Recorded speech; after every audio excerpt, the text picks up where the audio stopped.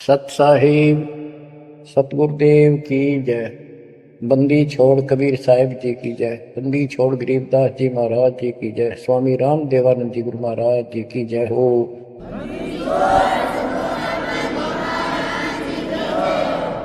सर्व संतों की जय, सर्व भक्तों की जय, धर्मी पुरुषों की जय। श्री काशी धाम की जय, श्री सुडानी धाम की जय, श्री क्रोथा धाम की जय, श्री बरवाड़ा धाम की जय। सत साहिब।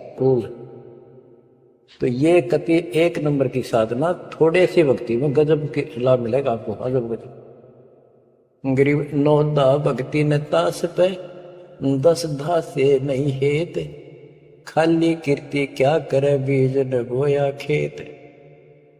वैसे स्तुति करते रहो, वही मंगाते रहो एक दूसरे की, बड़ा अच्छा महात्मा है। अब बताओ बच्चों, ये संस्कृत बहुत बोला करते पहले, अब भी ऐसे ही है काफी। संस्कृत बोले जाते और एक इनका फीत लग रही थी ब्राह्मणों के पंडितों का कि काशी विद्यापीठ पढ़का रह गए। बस ये सुन कहते सारा गांव कुर्बान हो जाया करता, न सुनने जाया करते लोग, भाई तगड़ा विद्वान आ रहा है। एक कोई रास्ते जा रहा था कोई सफर पे, उसको रास्ते में एक विद्वान के बारे में पता लगा। 2-3 गांवों से गुजरता हुआ आया तो वो कहने लगे, भाई कहाँ जा रहे? जैसे ऐसे जाऊंगा आगे। तो रास्ते में एक बहुत बड़ा पंडित जी विद्वान काशी विद्यापीठ पढ़का रहा है और वहां वो प्रवचन दे रहा है, सुन के जाइए। तो थोड़ी देर सुनिए। जो भी रास्ते में लाया कैया ने कह दिया, उसने सोची बैठ जा, थोड़ी देर रेस्ट भी हो जाएगा, अन्य क्या आकर भगवान की चर्चा सुननी चाहिए। उस यात्री ने वो सत्संग जो हो रहा था, प्रवचन कर रहा था, उसने शुरुआत तक करी थी, वो पहुंच गया। आधा घंटा सत्संग सुनकर वो चाल पड़ा। उस समय तक वो संस्कृत ही बोल रहा था, संस्कृत ही बोल रहा था, और उसको देखकर सब ताड़ी पीटते थे, भाई कमाल है, वाह वाह वाह वाह, भाई विद्वान न पड़ा है। तो वो आगे चल रहा था, रास्ते में अगले गांव के आसपास दूसरे उस गांव के व्यक्ति बोले, भाई कहाँ से आया है? ऐसे ऐसे वहां से आया। अरे वहाँ एक बड़े विद्वान पंडित आ रहे हैं, अपने उनकी वो चर्चा सुननी चाहिए थी, उनकी सत्संग सुनना चाहिए था। वहाँ रास्ते में बोला, जी सुन के आया हूँ मैं। बोला अच्छा कैसा है भाई? हमने बता दी 2 बात, सुन के आया, हमारे को बता दी। उस महापुरुष ने क्या कुछ चर्चा की, क्या कुछ ज्ञान बताया। वो बोला, भाई विद्वान एक नंबर का, कमाल है कति, बस तोड़ पाट दिया, ऐसा विद्वान ने कोई नहीं धरती में। कुछ बात बता दो। उसने बताई हो, हम भी सुन ले आपके मुंह। तो सत्संग तो भाई यहाँ कर ले, जब भी भाई बात है, हम तो जा नहीं सकते, बता दे 2 बात। ने बोला, भाई ये नहीं पता के गया उसने, पर विद्वान का सूता, वो संस्कृत बोला था। वो तो खाक तने समझ में तेरा ही नहीं, और सुनी सुनाई वह बड़ा विद्वान, वह कमाल है, पंडित के चाला है। इनकी ये बकवास चल रही थी अभी तक। अब इनकी सारी कति पालिश तारी दी दास ने। समझदार हो, पढ़े लिखे हो, वही पुस्तक, वही वेद, वही गीता, वही पुराण आपके समक्ष कर दिए, रूबरू कर दिए। अब इनने किता चुल्लू बड़पाड़ी में डूब कर मर जाना चाहिए, इतनी झूठ बोले, और फिर भी बात स्वीकार नहीं कर रही। गरीब वक्तावादी बहुत हैं, गद्दे जो अरड़ाही, करने कर सो मौन है, साखी बेच नहीं खाई। गरीब वक्तावादी बहुत है, ये वाद विवाद वक्ता करने वाले और संस्कृत बोल बोल कर दुनिया को रिझाने वाले बहुत हैं। गद्दे जो अरड़ाए, जो गद्दा करा हो कक्का पता नहीं, संस्कृत बोलने जाओ। वेद पढ़े पर भेद न जाने, बच्चे पुराण 18, वो खाक वेद पढ़े, वो इतने लंबे लंबे अक्षर सुनाया करते संस्कृत। कहते वक्तावादी बहुत है, गद्दा जो अरड़ाए, गद्दे की तरह भोक ला रही, कख कुछ भी कोई ना। जिस तरह गद्दे के बोलने का कोई अर्थ नहीं होता, ऐसे इनकी संस्कृत बोलने का कोई अर्थ इनके पास नहीं। बच्चों ऐसी गजब की वाणी बोल रखी गरीबदास जी, छाती में जाग लग गए इंसान होते हैं। गरीब गर्वर सा तलक हो गया, बिना भक्ति जो दे है, ऐरी पैरी है नहीं पूछ देख सुखदेव। कि अहंकार करने वाला भक्ति करो, वो भी व्यर्थ है, उसका कोई यूज नहीं है। मेरी वाली बात समझ में ना आती हो तो सुखदेव ने पूछ दो, अहंकार कर रहा था भाई, जनक विदेही राजा भाई कैसे ऐसी सिनवाऊं जाई। सुखदेव बोले ज्ञान विवेक का हमने स्त्री का मुख नहीं देखा। कहता फिर आखिर में उस गृहस्थी के चरणों में उसने नतमस्तक होना पड़ा, तब उसका राह बना स्वर्ग तक जाने का। तो गिरिदास जी कहते मेरी बात ना समझ में आती हो तो सुखदेव ऋषि ने पूछ लियो, वो भी गलत साधना और केवल स्मान बुराई में छड़ा था। गिरिव सूरी सुनही गदहरी बहुत जनत है पूत, भक्ति बिना किस काम के नर नारायण दोते। कहते जो भक्ति नहीं करते वो तो ऐसे है जैसे कुत्ते गधे भी मेरे बच्चे पैदा करते। गरीब अडियों से तीहेत क्या छान बिन छूछ, सतगुरु सत कबीर से यहां से कर गए कूच। इतना गंदा लोग है, परमात्मा भी छोड़ गए इसने, अरे तुम इसके चिपकना चाहो भक्ति कर लो। और बताते हैं गरीब विष से अमृत होत है जे कर जाने कोई, कथनी छोड़ करनी करे सो साई समीपा होय। गरीब साई के दरबार में कमी कहे की हंस, दास गरीब सो जन पार हो जिसे बैठे सतगुरु बन से।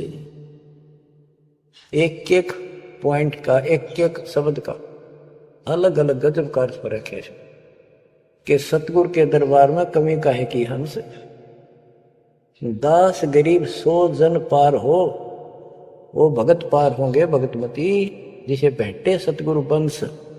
अब देखो सतगुरु वंश क्यों कहा था, वंश माने खानदानी गुरु मिले, सतगुरु खानदानी हो। खानदानी का अर्थ जैसे खानदान कबीर साहब से चला मेरा, गरीबदास जी, शीतलदास जी, फिर आगे आके हमारे गुरुदेव, हमारे दादा गुरुदेव दास जी, ये एक सतगुरु वंश है, ये हमारा वंश है।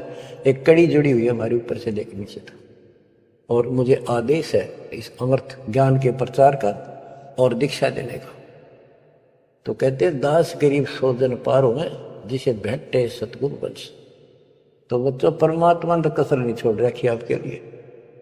कति कमाल की किस्मत लेकर जन्मे हो, वे धन्य आपके माता पिता जिससे जन्म। बच्चों इसको हल्के में ना लो। दास तो अपने को गोपी चंद्र भक्ति की तरह मान रहा है कि जो आदेश उसका पालन करना, मरे चाहे जीवे, भूखे रहे चाहे पैसे चाहे सुखी रखो जाता हूं। हम कुत्ते हैं उसके। कहते पतिव्रता पद पर हम खड़े हैं जितनी हमारी औकात है। गरीब पतिव्रता जमीन पर जो जो रह पाओ समर्थ झाड़ू देता है, ना काटा लग जाए। यानी परमात्मा हमारे साथ है, बेशक हम कहीं पर भी हो, किसी स्थिति में। बच्चों एक बात ध्यान रखना कि जो ज्ञान आपको सुनाया जा रहा है और जो भक्ति विधि आपको बताई गई है, इसके ऊपर अमल करना। जो ज्ञान आपको दिया जाता है, ये बीच में ज्ञान देना परमात्मा की कृपा हुई है, ये बहुत जरूरी था। आपको ये ज्ञान इतना दृढ़ कर देगा, यदि आपके सामने ब्रह्मा विष्णु महेश जी भी आकर के चर्चा करेंगे अध्यात्म ज्ञान का, वो आपसे पार नहीं पा सकेंगे। उनको भी अपनी गलती का एहसास होगा। जब तक अपने को तत्व ज्ञान नहीं था तो हमें तो एक ये भूत प्रेत ही बाहर दिखे थे। और अब कहते हैं सतगुरु शरण आए कर धर्मराज डर कैसा। धर्मराय पूछे नहीं यम का मिठा दंड। अब धर्मराज यहाँ का लेखा जोखा करने वाला भी आपका अकाउंट नहीं लेगा, आपसे बात भी नहीं करेगा, ना रोकेगा। तो ऐसे समर्थ की शरण में आप आ चुके हो। तो बच्चों परमात्मा पूर्ण प्राप्त हुआ, अध्यात्म ज्ञान आपको पूर्ण हुआ, भक्ति विधि संपूर्ण आपको प्राप्त है। शास्त्रोक्त सूक्ष्म वेद के अंदर सारे सदग्रंथों का, सब शास्त्रों का सार है। विस्तार भी है और सार भी। गरीबदास जी कहते हैं ऋग यजुः साम अथर्व चारों वेद सूक्ष्म वेद के पूता। ये सूक्ष्म वेद के पुत्र हैं, यानी सूक्ष्म वेद एक समृद्ध और संपूर्ण सत्शास्त्र है। अब बच्चों, क्योंकि आपको ज्ञान बहुत समा रखा है, यूट्यूब पर रखी है आपने, लोड कर रखा है, उसके अंदर हजारों साल रखे हैं, वेद प्रूफ डाल रखे हैं, गीता वेद पुराण का तीनों रूबरू कर रखी है। अब आपको सूक्ष्म वेद पढ़ाना दास चाहता है। एक तो ये वाणी ऐसी गजब की है, इसके सुनने मात्र से, इसके पढ़ने मात्र से आत्मा के बहुत से पाप कटते हैं और एक विशेष शक्ति आती है। और प्रत्येक वस्तु की अपनी महिमा होती है अपने यथास्थान पर। जैसे संत गरीबदास जी के मुख से बोली वाणी और अपने कबीर भगवान की महिमा सारी।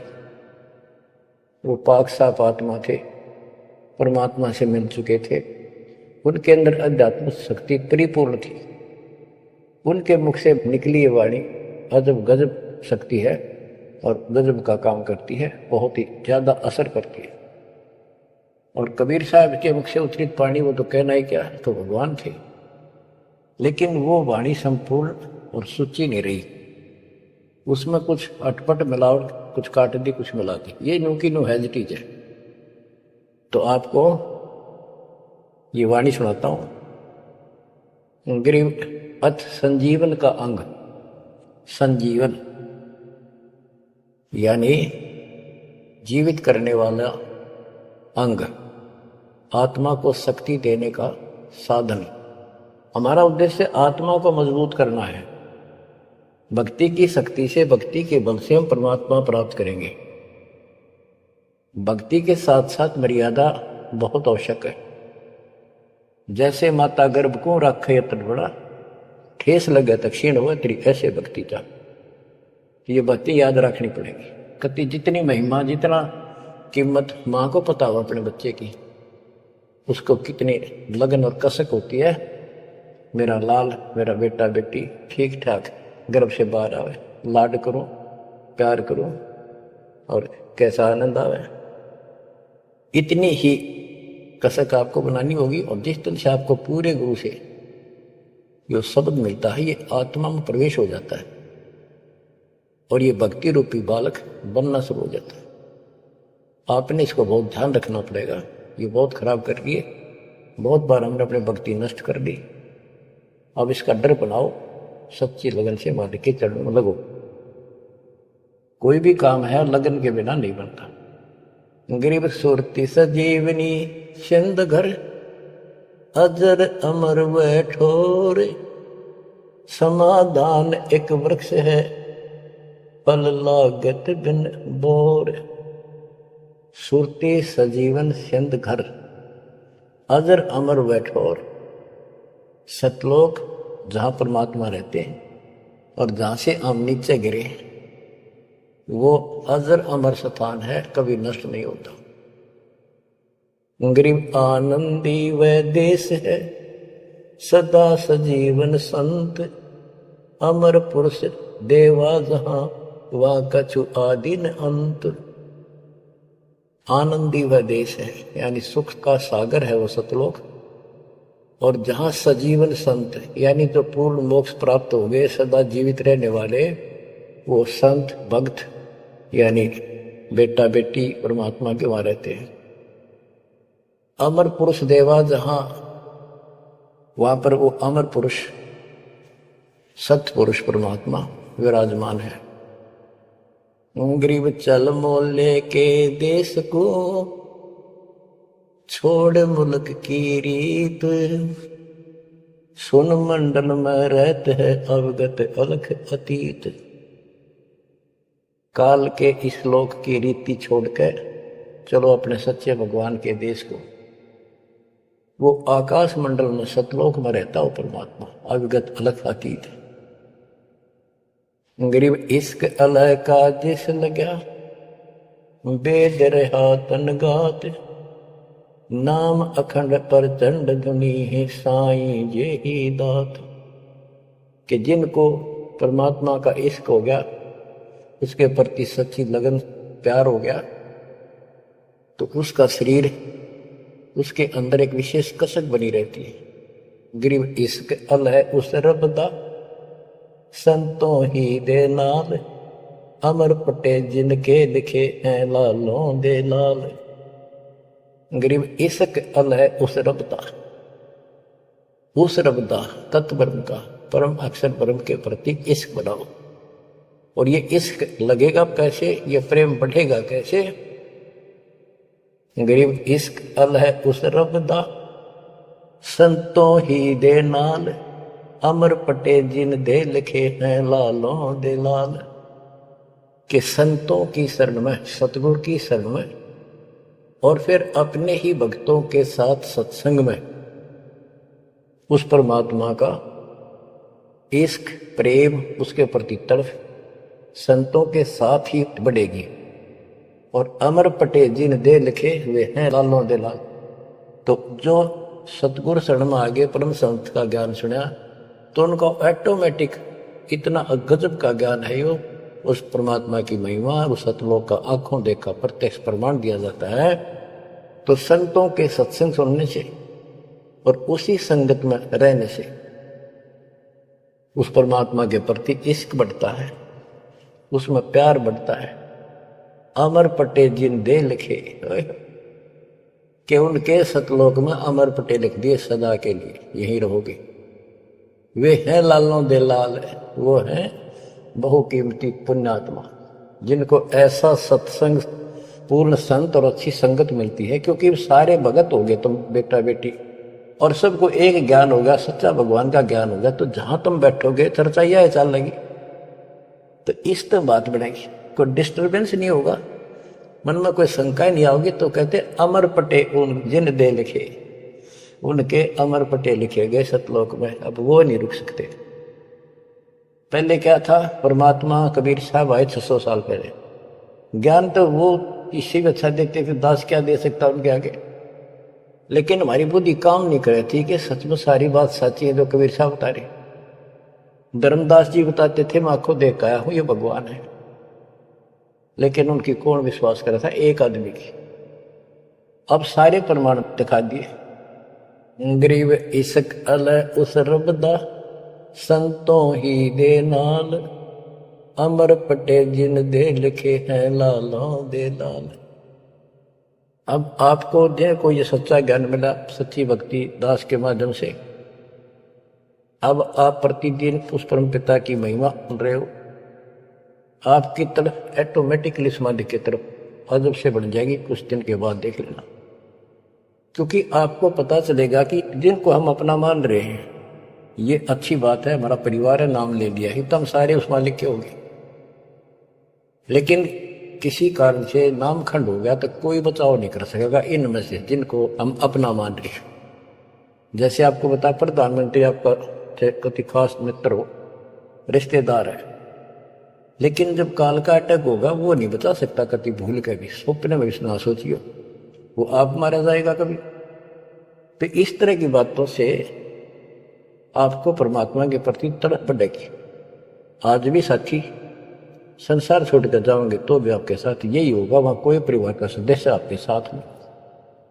तो इस तरह के ज्ञान से आपका इश्क, आपका प्रेम उस रब में, तत्व ब्रह्म में बढ़ेगा। क्योंकि ब्रह्म परमात्मा का पता चल गया कि परम अक्षर ब्रह्म ये सारी सृष्टि का मालिक है, सबका धारण पोषण करने वाला और पाप क्रम के काटने वाला, हमारी आयु बढ़ाने वाला, दुखों को दूर करने वाला, जन्म मृत्यु के कष्ट को समाप्त करने वाला।